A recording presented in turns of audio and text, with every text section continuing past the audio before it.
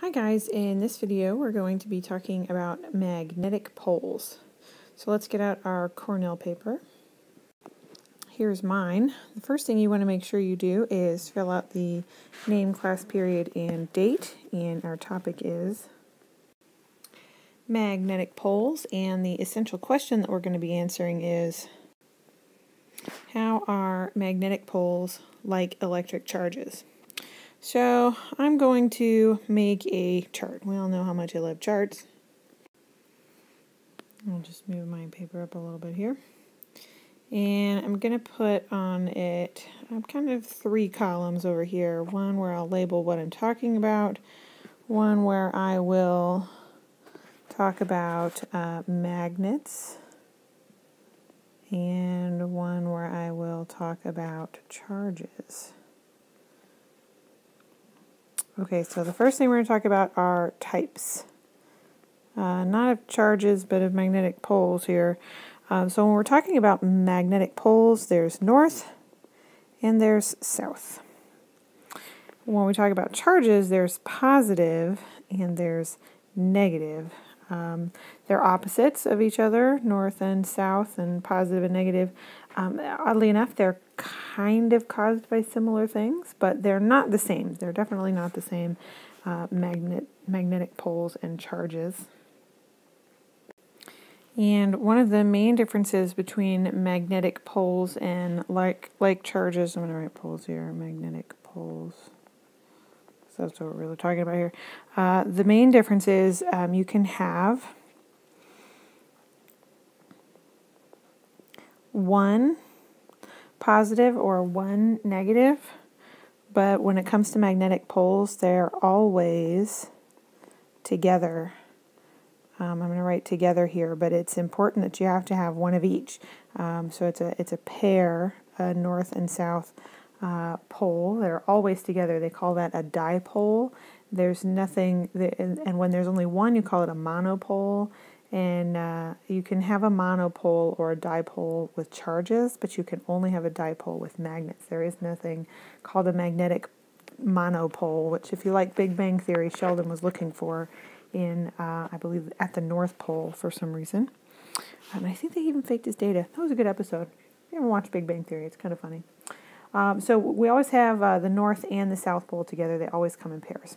So what that means for the charges is that if you were to cut in half a charged object, cut in half a charged object, what you'll have is 2 halves of a charge. So let's say it's a positively charged object, and maybe it looks like that. And if we cut it in half, I know my drawings are beautiful here, then half of the charge would be over here and half of the charge would be over here. But when you cut a magnet in half, it's a little bit different, and it's actually kind of neat. You still have a magnet. This comes from something you'll learn about later when we talk about why it's magnetic in the first place. So it has a north and a south end. If you cut it up into 2 pieces like this, this will be north and this will be a new south. This will be a new north and this will be the old south. So you'll end up with 2 smaller magnets, but they still have magnetic properties. I suppose that's kind of similar because if you cut a charged object in half, it's still charged.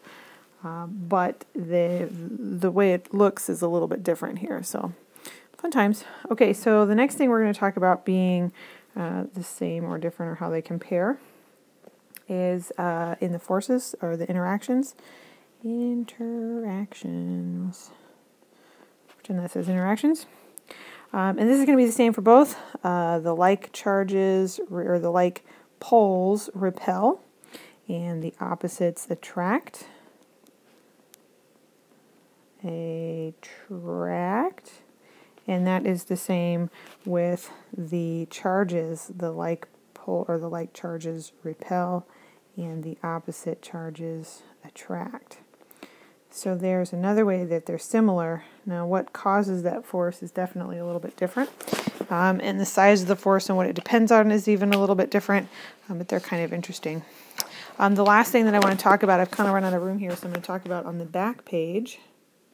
right over here, and I'm going to talk about where they got their names.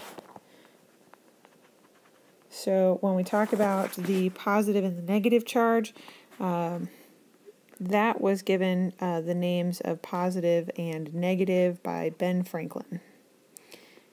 He's a pretty famous inventor. Maybe you've heard of him. He's come up with a lot of different things. Ben Franklin decided that they would be called positive and negative arbitrarily. If we'd switched them, they'd been exactly the same thing, except that we would have talked about the positives moving and the negatives not going anywhere. So it's kind of interesting how that works. The poles, though, when they were named north and south, that was named by sailors, and it started off because they had these magnetic materials, and they noticed that one end always pointed toward the North Pole of Earth.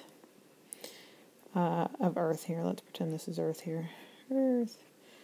In fact, let me get rid of the little magnet that I drew in there. Yeah, that's better. Okay. So this is Earth here, and they noticed that one end of a magnet always pointed toward the North Pole of Earth, and so they put a north-seeking end on it and a south-seeking end on it, which is an interesting thing to think about, because if you know that the north end of a magnet points to the North Pole of Earth, then the only conclusion that you can come to is that there's a magnet inside Earth that has a south pole up there and a north pole down there, which is actually kind of interesting. So, so the actual point on the Earth where Earth spins is not the same as the magnetic North Pole. There's this thing called declination, where this would be the line for the geographic pole, and then the magnetic pole is off a little bit slanted, and there's an angle in here, and I want to say it's like 11 degrees or 15 degrees or something like that. You can look that up if you're really inclined to know, but that is the angle of declination between the magnetic pole and the geographic North Pole. So that north magnetic pole actually goes in a circle around the geographic North Pole, which is where Earth spins around. So it's pretty interesting. So North Pole, South Pole, those are the parts of a magnet.